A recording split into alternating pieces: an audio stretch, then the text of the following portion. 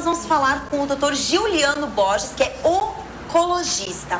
O vírus, a gente vai falar sobre HPV. O vírus do papiloma humano é um vírus que atinge a pele e as mucosas, podendo causar verrugas ou lesões percussoras do câncer, como câncer de colo de útero, garganta ou ânus. A sigla inglesa papilomavírus humanos é cada tipo de HPV pode causar verrugas em diferentes partes do corpo.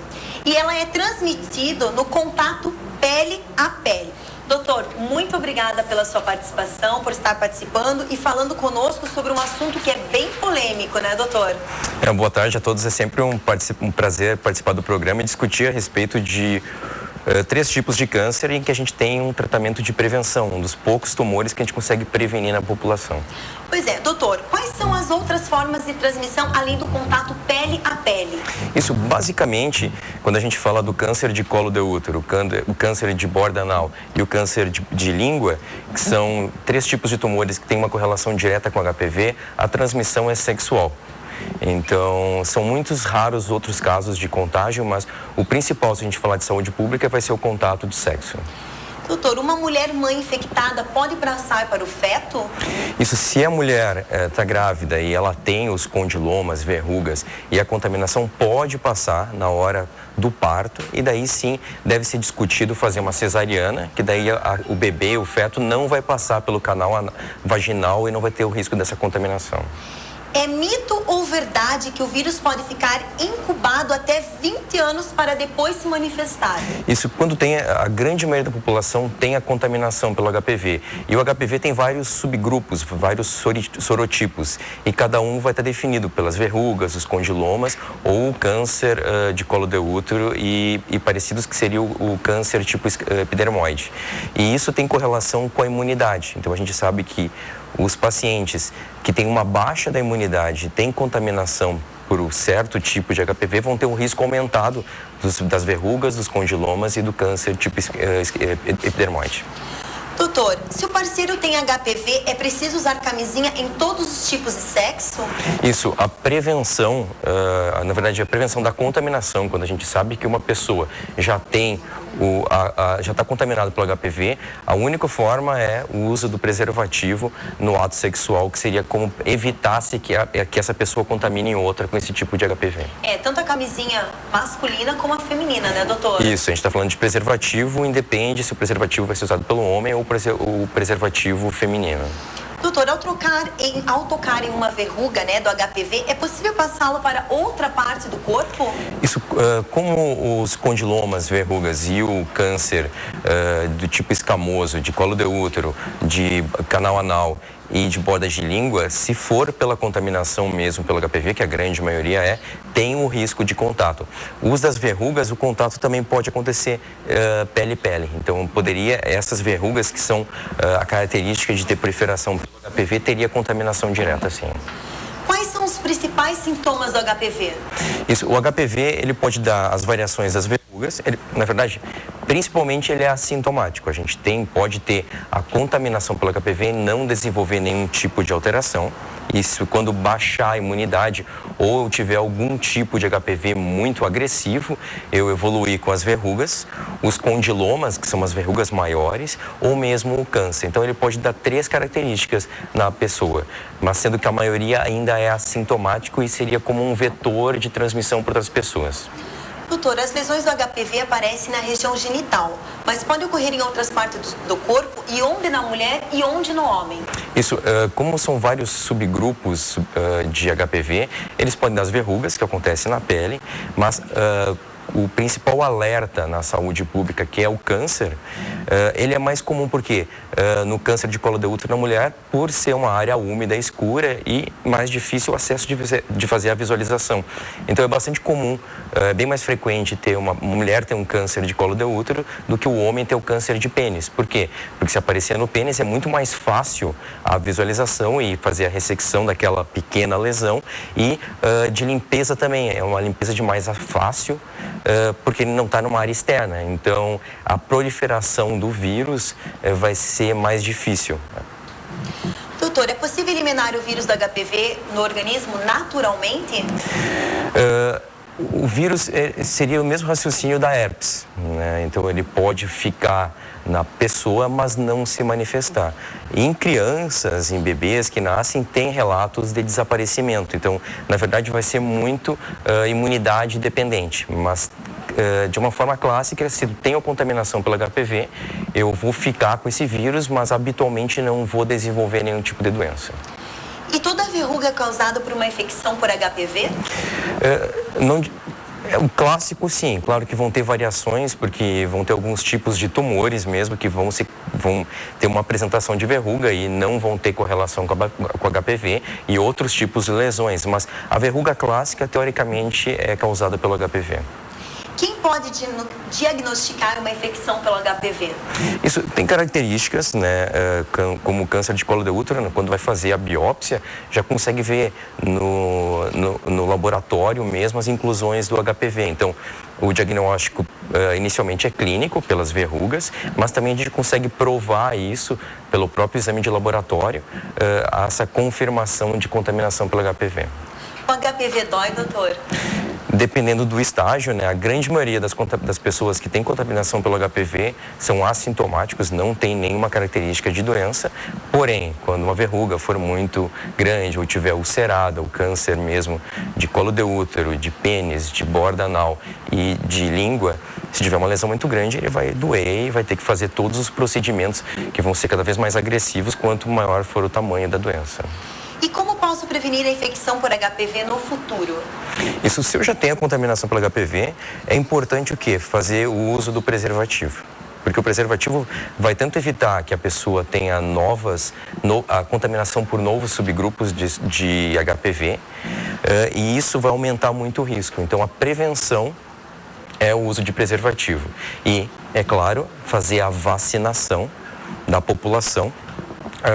Preconiza a partir dos 9 anos para as meninas, a partir dos 11, 12 anos para os meninos, mas teoricamente poderia fazer essa vacina cada vez, se um homem ou uma mulher é virgem sexualmente, ela não vai ter contaminação pelo HPV. Então, se eu começasse minha vida sexual com 40 anos, poderia fazer a vacinação nesse momento. Ou mesmo se a gente extrapolasse essa ideia, considerando que o HPV é uma doença sexualmente transmissível, teoricamente, cada vez que eu trocasse de parceiro ou parceira, eu teria que fazer a vacina, porque eu teria um risco de ser contaminado pelo novo parceiro ou parceira na atividade sexual.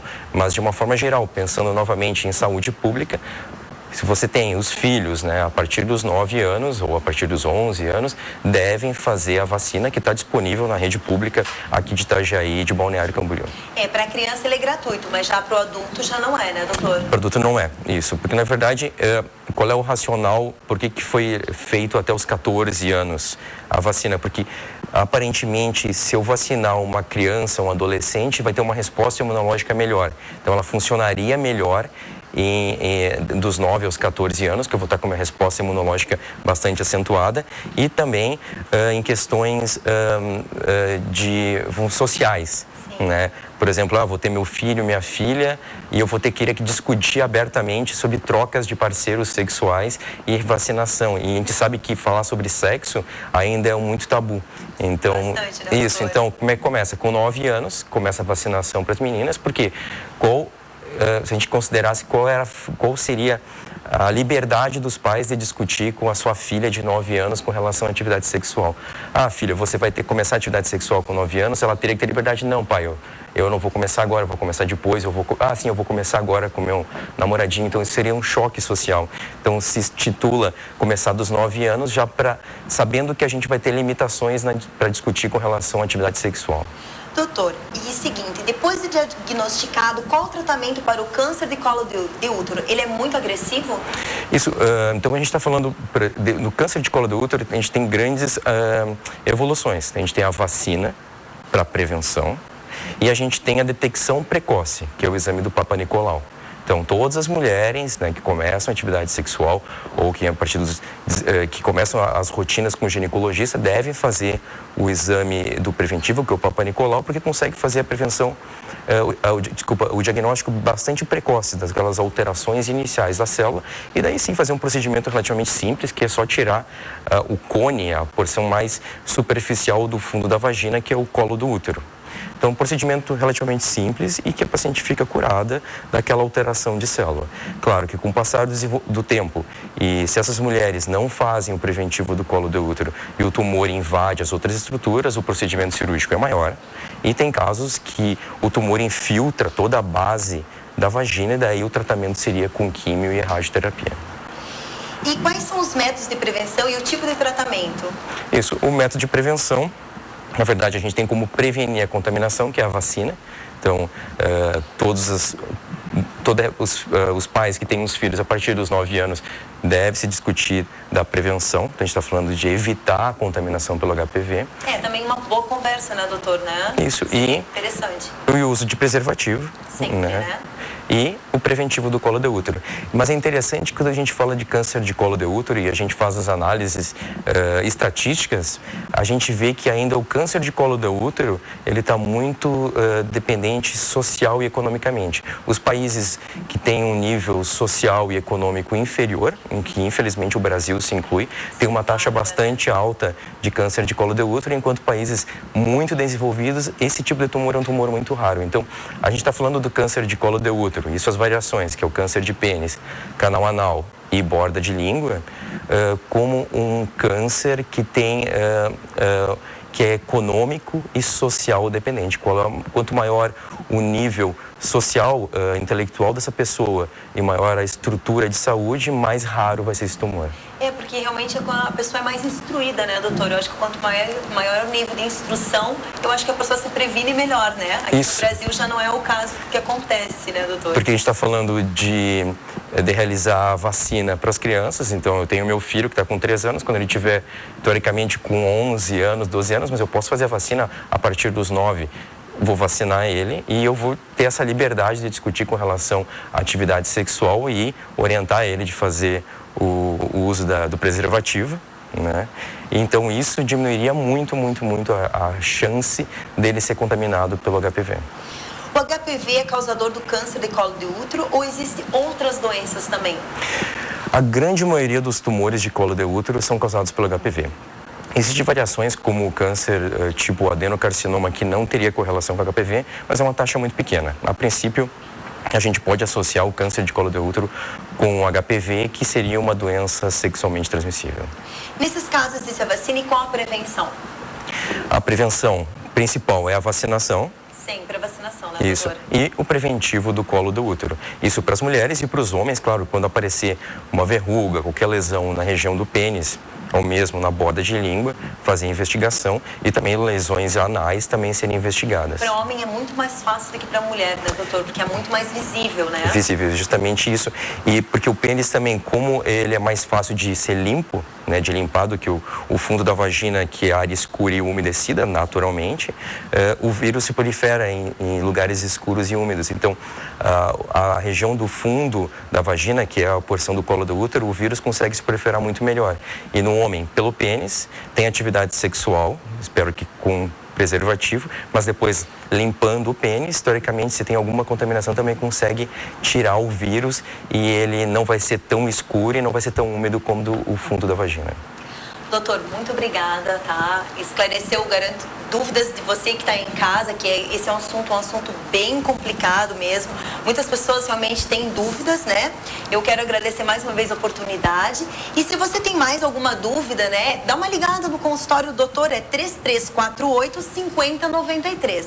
Ele vai esclarecer maiores dúvidas, talvez a gente acabou fazendo algumas perguntas. Ah, mas eu tenho uma dúvida. Dá uma ligada, 3348-5093. Muito obrigada mais uma vez pela sua participação, tá? Agradeço e só fazer um destaque que a vacinação está disponível, né, para as meninas a partir dos 9 anos, os meninos a partir dos 11, 12 anos até os 14 anos, gratuitamente aqui na região de Itajaí, de toda a região do Vale, e tem informações que muitas crianças nessa idade, crianças e adolescentes, não são encaminhados para fazer a vacina. Então, isso é um apelo de saúde pública para todos os pais ou familiares que têm crianças a partir dos 9 anos até os 14 irem no posto de saúde fazer a vacina. Ó, então é um aviso bastante importante, prestem bastante atenção. Então agora nós vamos para